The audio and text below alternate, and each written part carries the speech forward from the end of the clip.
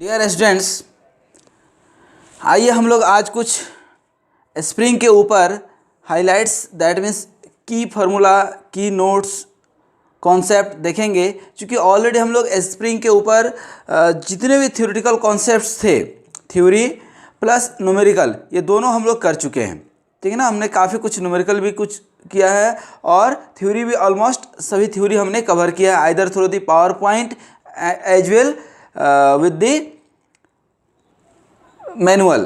ठीक है ना, तो आइए हम लोग इस स्ट्रेंथ ऑफ मटेरियल के अंदर जो स्प्रिंग है, ठीक है ना, क्योंकि मैकेनिकल स्प्रिंग दो पार्ट में है, एक स्ट्रेंथ ऑफ मटेरियल में है और दूसरा मशीन डिजाइन में है। तो यहाँ जो हम बात करने जा रहे हैं वो स्ट्रेंथ ऑफ मटेरियल की बात करने जा रहे हैं। ठीक है, तो ध्यान दीजिए, सबसे पहले जो है इस स्प्रिंग के ऊपर आप आ जाइए। तो हमने सबसे पहले जो आपको बताया था different types of the spring बताए थे दोस्त। Different types of the spring में जैसे लेमिनेटेड स्प्रिंग बताए थे। अब लेमिनेटेड स्प्रिंग में भी फुल इलिप्टिकल होता है, ठीक है ना, full elliptical, half that means semi elliptical इसको बोलते हैं। ठीक है, और जो है एक कैंटिलीवर इलिप्टिकल बीम भी बताए थे। तो ये types of the beam spring में जो है, लीफ स्प्रिंग में आप देख सकते हैं, ऑलरेडी वीडियो अवेलेबल है। दूसरा हमने बताया था हेलिकल कॉयल स्प्रिंग। हेलिकल के भी शादी हुई और इसके दो बच्चे, इंडिया है, शादी होगी, बच्चे होंगे, that means helical coil spring के दो बच्चे, क्लोज कॉयल और ओपन कॉयल स्प्रिंग। ठीक है ना, क्लोज कॉयल स्प्रिंग में जो हेलिक्स एंगल होता है, ये जो आपका हेलिक्स एंगल है यहाँ पे, ये हेलिक्स एंगल नेग्लिजिबल होता है, जबकि ओपन कॉयल में नेग्लिजिबल नहीं होता, उसको कंसीडर करके चलते हैं। ठीक है, कोई भी स्प्रिंग है, इसके किसी भी सक्सेसिव दो पॉइंट के बीच का जो डिस्टेंस होता है उसको पिच बोलते हैं। ये अभी हम थोड़ी देर में बताएंगे भी आपको। इसके अलावा टेंशन स्प्रिंग होता है जो टेंशन के काम में आता है। कंप्रेशन स्प्रिंग जिसमें ट्रेन वगैरह में आप देखते होंगे शॉक एब्जॉर्बर जो लगा होता है नीचे में। ठीक है, टोर्सन स्प्रिंग होता है जो ट्विस्टिंग के काम आता है। ठीक है ना, आप बचपन में वो खेल खेले होंगे जिसमें जितनी भरी है चाबी राम जी ने उतनी चली खिलौना, तो उसमें कौन सा स्प्रिंग होता है, यही टोर्सन स्प्रिंग यूज होता है। ठीक है ना, ये circular spring, Belleville spring, flat plate spring, plate को डायरेक्ट प्लेट को हम लोग यूज करते हैं स्प्रिंग के तरह पे। ये जो है आपका कुछ इस तरह से होता है। ठीक है ना,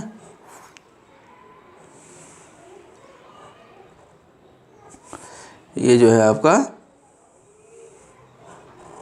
इस तरह का स्प्रिंग होता है। इसके ऊपर आप लोड जब बियर करते हैं तो इधर लोड बियर करेंगे, तो ये जो स्प्रिंग का जो स्पेस होता है ये प्लेट स्प्रिंग की तरह बिहेव करता है। So it is called flat plate spring. ठीक है, तो ये टाइप ऑफ दी स्प्रिंग हमने स्पेशली एक वीडियो रिलीज किया है सिर्फ टाइप ऑफ दी स्प्रिंग के लिए, तो वो एक बार देख लीजिएगा। तो अब आइए हम लोग देखते हैं क्लोज कॉयल स्प्रिंग। इस क्लोज कॉयल स्प्रिंग को जब आप देखेंगे तो आप पाएंगे कि बेसिकली इसमें इंपॉर्टेंट इक्वेशन हमने यूज किया है वही टोर्सन इक्वेशन। ठीक है, टोर्सन इक्वेशन क्या होता है, torque upon I P equal to C theta by L equal to tau upon R. T क्या है, मैक्सिमम टॉर्क, आई पी क्या है, पोलर मॉडुलस। ठीक है ना, अब यहाँ पे वायर है तो वायर आ जाएगा, ठीक है ना, cross sectional wire. C is the modulus of rigidity of the material, theta is the torsion, L is the length of the shaft, वहाँ पे यहाँ पे लेंथ ऑफ द वायर आ जाएगा, tau maximum shear stress, permissible shear stress, and R is the radius. तो अब यहाँ पे थोड़ा सा इस क्लोज कॉयल स्प्रिंग को आप देख लीजिए। यहाँ पे देख लीजिए दोस्त, ये जो है आपका वायर है, ये वायर का इस तरह से आपका बना हुआ है। ठीक है ना स्प्रिंग। अब ये जो वायर है ये दैट इज द डी, इसको हम लोग बोलते हैं पिच डायमीटर या कॉयल डायमीटर। यहाँ पे अब दो होगा, यहाँ जैसे ही आप एक किए हैं, ध्यान दीजिए, एक यहाँ और एक यहाँ, तो यहाँ से एक आउटर से आप लाइन खींच सकते हैं, एक इसके मिडिल से और एक बीचों बीच। ठीक है ना, तो जो आउटर से आउटर को मिलाएंगे तो ये एक्सटर्नल डायमीटर होगा कॉयल का, और अंदर से मिलाएंगे तो ये इनर कॉयल डायमीटर होगा, जबकि ये बीच से हम लोग मिलाएंगे तो ये क्या हो जाएगा, mean diameter of the coil, that is also called pitch diameter of the coil और सिंपली कॉयल डायमीटर कॉयल। ठीक है ना, डायमीटर ऑफ कॉयल। अब इस स्प्रिंग के ऊपर जब आप लोड अप्लाई करते हैं तो क्या होगा, ये डिफ्लेक्शन होगा। तो ये डिफ्लेक्शन मान लीजिए कि कितना हो गया, एंगुलर डिफॉर्मेशन थीटा। तो ये थीटा जब हो गया ये डेल्टा निकालेंगे तो ये जो आर है, यही आर जो है इधर होगा, यही आर जाएगा, तो ये delta equal to R theta निकल गया आपका। और टॉर्क यहाँ पे ये लोड इंटू आर, ये निकाल लेंगे तो ये लोड इंटू आर हो गया, radius of the coil, W is the load applied, तो ये टी निकल गया। ठीक है, अब यहाँ पे आर इंटू थीटा, तो आर तो क्वाइल का डायमीटर है, थीटा निकाल लीजिए। थीटा कैसे हम निकालेंगे, ये दो इक्वेशन को पकड़ लीजिए, T upon I P equal to C theta by L. इसको जब आप पकड़े हैं तो क्या मिलेगा, ये ध्यान दीजिए,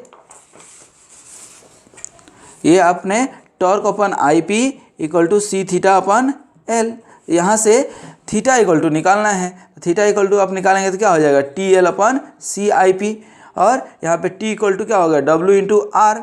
अब एल निकालना होता है आपको, तो ये जो क्वाइल है दोस्त, इस क्वाइल का सरकमफ्रेंस कितना होगा, 2 पाई इंटू आर, एल निकालेंगे तो 2 पाई इंटू आर, ठीक ना, और नंबर ऑफ क्वाइल कितना है, एन, तो ये क्या हो जाएगा, लेंथ ऑफ दी क्वाइल।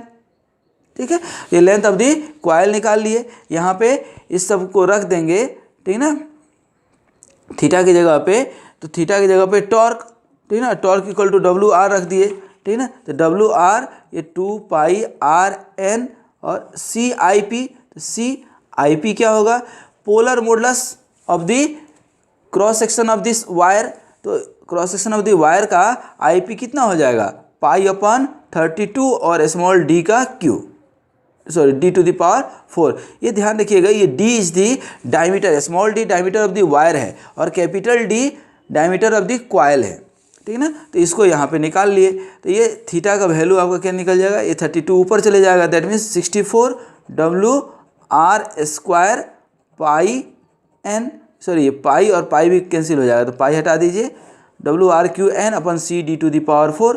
तो अब यहाँ पे आपका डेल्टा इक्वल टू क्या था, आर थीटा, ठीक है ना, आर थीटा रखेंगे तो क्या हो जाएगा, ये 64 डब्ल्यू आर क्यू तो पहले से था, सॉरी आर स्क्वायर था, ध्यान दीजिएगा, अब यहाँ पे आर क्यू हो जाएगा N upon C D to the power 4। तो इस तरह से आपका ये क्या निकल गया, डिफ्लेक्शन, जो सबसे इम्पॉर्टेंट होता है स्प्रिंग के में, स्प्रिंग में सबसे इम्पॉर्टेंट कुछ होता है तो वो है डेल्टा। ठीक है, इसके अलावा आप स्प्रिंग स्टिफनेस निकालते हैं, spring stiffness is defined as load per unit deflection, तो लोड आपको मालूम है और डिफ्लेक्शन यहाँ अभी आपने निकाला है क्या, 64 W R cube N upon C D to the power 4, तो के कितना निकल गया, ये C D to the power 4 ऊपर चले जाएगा, ये डब्ल्यू और डब्ल्यू गए हो गए बबलू, तो ये क्या बच गया, 64 आर क्यू एन, ये क्या हो गया आपका स्प्रिंग स्टिफनेस निकल गया। तो इस तरह से आपने देखा कि हमने यहाँ स्प्रिंग स्टिफनेस निकाल दिया के, ठीक है ना। एक स्प्रिंग इंडेक्स भी होता है, ध्यान रखिएगा, स्प्रिंग इंडेक्स जो है क्या होता है, diameter of the coil upon diameter of the wire.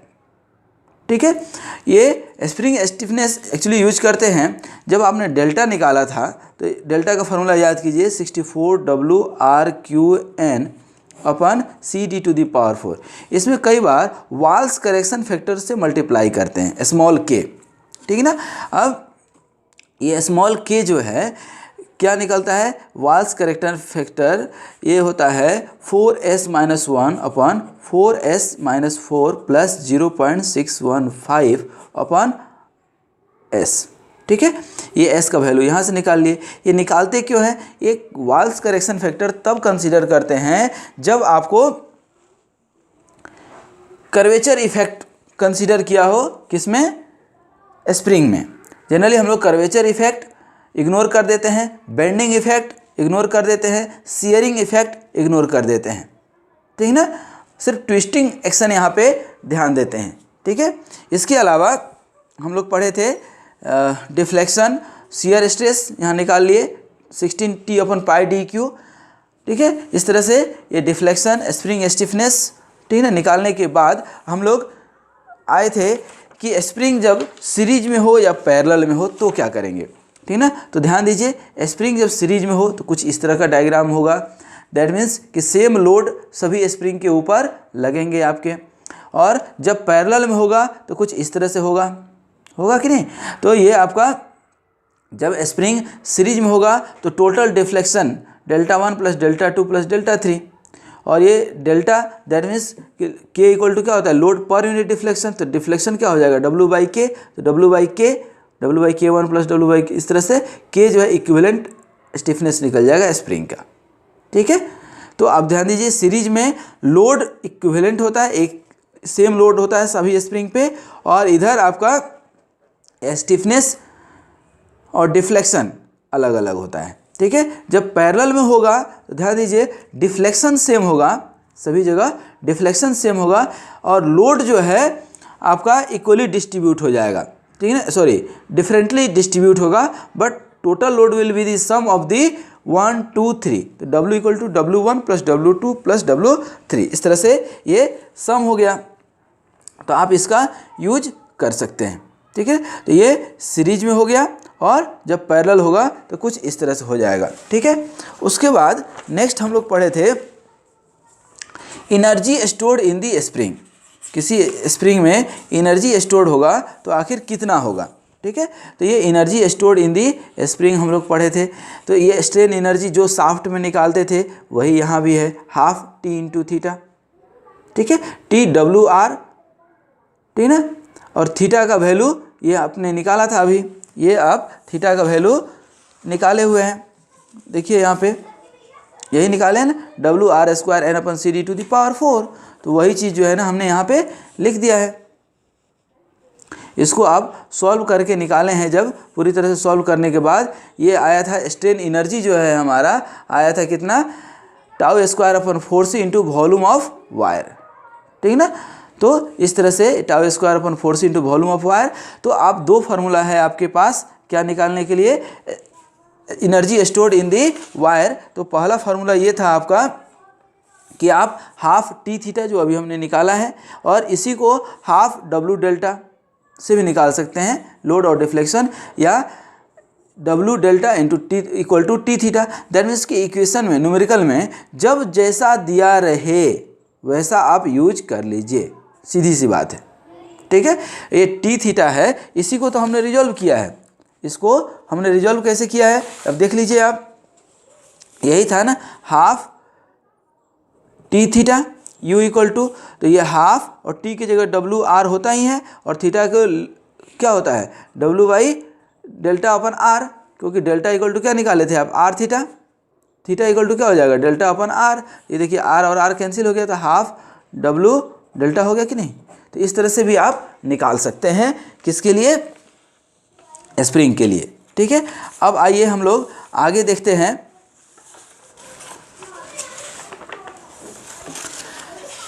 Spring में ही, ठीक है ना, ये तो था हमारा क्लॉज कॉइल स्प्रिंग। ठीक है ना, क्लॉज कॉइल स्प्रिंग के बाद एक आप देखे होंगे लीफ स्प्रिंग। ये आपका लीफ स्प्रिंग था, और ये आप लोड लगाते थे और यहाँ पे इसको सपोर्ट करते थे। ठीक है, तो since spring are the elastic bodies which absorb energy due to resilience, two important types of the spring हमने आपको बताया था, लेमिनेटेड, दैट मीन्स लेमिनेटेड और लीफ स्प्रिंग इसी को बोलते हैं दोस्त। ठीक है, और दूसरा हेलिकल। तो अभी हम लोग पूरा बात कर रहे थे किसका, हेलिकल का पूरा बात कर लिया। अब आज ये थोड़ा सा लेमिनेटेड और लीफ स्प्रिंग के बारे में देख लें। तो मैक्सिमम स्ट्रेस जो है इसके ऊपर जब आप लोड लगाएंगे तो ये डिफ्लेक्शन और बीम की तरह काम करेगा, ये डिफ्लेक्ट होगा। ठीक है, तो डिफ्लेक्ट होता है तो यही जो है थोड़ा सा ऊपर भी उठता है। ये जब हम मशीन डिज़ाइन में पढ़ाएंगे, आप मशीन डिज़ाइन वाले वीडियो में जा करके लीफ स्प्रिंग का एक स्पेशल वीडियो है वो देख सकते हैं, तो वहाँ आपको और डिस्क्रिप्शन मिलेगा कि इसको नीपिंग बोलते हैं, इसको जब ये ऊपर उठता है तो। लेकिन आइए हम तो थोड़ा सा यहाँ पे पढ़ेंगे, यहाँ पे बेंडिंग स्ट्रेस जो होता है, ठीक है ना, maximum bending stress in the plate of the spring, क्योंकि नंबर ऑफ प्लेट से बने होते हैं। Suppose n number of plate है, जैसे आपको n नंबर ऑफ कॉइल होता था हेलिकल में, उसी तरह यहाँ पे n नंबर ऑफ प्लेट्स होंगे। तो ये होता है 3WL, L is the total यहाँ से यहाँ तक का जो लेंथ है, that is the length of the leaf spring, 3WL upon 2NBT square. N क्या है, नंबर ऑफ लीफ स्प्रिंग, ठीक ना। B क्या है, विड्थ ऑफ दी स्प्रिंग। ये किसी भी स्प्रिंग को आप देखेंगे तो ये कुछ आपका इस तरह से होगा, ठीक है ना, इस तरह से स्प्रिंग हो गया एक दूसरे के ऊपर। तो ये जो है आपका क्या हो गया, थिकनेस, और ये क्या हो गया आपका विड्थ b, और ये इतना क्या हो गया लेंथ। तो विड्थ, थिकनेस एंड लेंथ। तो ये आपका क्या हो गया maximum stress developed in the plate, इसको याद रखिएगा, ठीक है ना। इसके साथ ही ठीक है ना, अब दूसरा इक्वेशन क्या होगा कि सेंट्रल डिफ्लेक्शन, ठीक है ना, कितना मैक्सिमम डिफ्लेक्शन होता है आपका, यहाँ पे मैक्सिमम डिफ्लेक्शन कितना होता है, डेल्टा जैसे क्लॉज कॉइल के लिए निकाले थे उसी तरह से यहाँ भी। अब जैसे एक बार आप सिग्मा निकाल लिए तो ये क्या हो जाएगा, डिफ्लेक्शन निकालना इसका आसान हो जाएगा, सिग्मा इंटू एल स्क्वायर, ठीक है ना, अपॉन 4e इंटू टी। ये ध्यान रखिएगा, deflection of the laminated spring, ठीक है, या leaf spring is sigma L square upon 4e into T. T is the thickness, ठीक है ना, T is the thickness, E is the modulus of elasticity, L is the length of leaf spring, ठीक ना। और ये L जो है पूरा का पूरा है यहाँ से यहाँ तक मास्टर लीफ का, ठीक है ना, और T क्या है थिकनेस ऑफ दी स्प्रिंग। तो दोस्त इस तरह से ये था हमारा लेमिनेटेड और लीफ स्प्रिंग, जो भी आप बोल लें उसका बेसिक्स, और इस तरह से हम लोगों ने डिस्कस किया। आपको ये लीफ स्प्रिंग का डिफ्लेक्शन हो गया, क्लॉज कॉइल का स्प्रिंग आपको बता दिए हैं, क्लॉज हेलिकल कॉइल का स्प्रिंग का बता दिए हैं। तो इस तरह से स्प्रिंग में 3-4 जो चीज़ हमने बताया, सबसे इम्पॉर्टेंट है डिफ्लेक्शन। ध्यान रखिएगा चाहे कोई भी स्प्रिंग हो कि डिफ्लेक्शन कैसे निकालते हैं। स्प्रिंग को स्पेसिफाई करते हैं स्प्रिंग स्टिफनेस से, स्प्रिंग स्टिफनेस दैट मीन्स कि लोड पर यूनिट डिफ्लेक्शन। तो स्टिफनेस निकाल लीजिए, सीरीज में है कि पैरेलल में है ये देख लीजिए, क्योंकि एक स्प्रिंग है तब तो ठीक है, लेकिन जब helical spring number of spring है अटैच्ड एक दूसरे के साथ, तो सीरीज में भी हो सकता है, पैरेलल में भी हो सकता है। पैरेलल में ध्यान रखिएगा कि डिफ्लेक्शन सेम होता है और यहाँ पे वेट सेम होता है, दोनों में इक्वेशन ध्यान रखिएगा। सीरीज में 1/k equal to 1/k1 plus 1/k2 हो जाएगा, और यहाँ पे k equal to k1 plus k2 हो जाएगा। जब आपका सीरीज और पैरेलल हो जाएगा तो लास्ट और इम्पॉर्टेंट है एनर्जी स्टोर्ड बाय स्प्रिंग, ठीक है, बाय स्प्रिंग। ये भी होता है हाफ टी थीटा, ठीक है। तो ये आप याद रखिएगा, ठीक है ना। And I hope you have understood all the equation very well.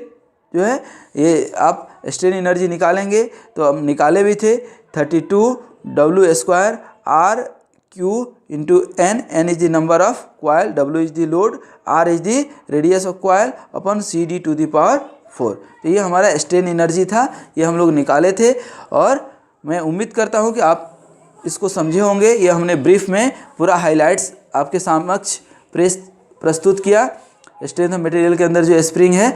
और यदि ये वीडियो आपको समझ में आया हो, 1% भी समझ में आया हो, तो इस वीडियो को ज़रूर लाइक कीजिएगा। दोस्त सब्सक्राइब तो आप कर चुके होंगे, ये बोलने की ज़रूरत भी नहीं है। आप इन वीडियोज़ को खूब देखिए, अपनी ज्ञान बढ़ाइए, और एग्जामिनेशन में या यूनिवर्सिटी एग्ज़ाम में या कॉम्पिटिटिव एग्ज़ाम में इसका खूब भरपूर उपयोग कीजिए। जब भी समय मिलता है हमारे वीडियोज़ को ज़रूर देखिए, ठीक है। और आप स्वस्थ रहिए, मस्त रहिए और हमेशा मुस्कुराते रहिए। Thanks once again.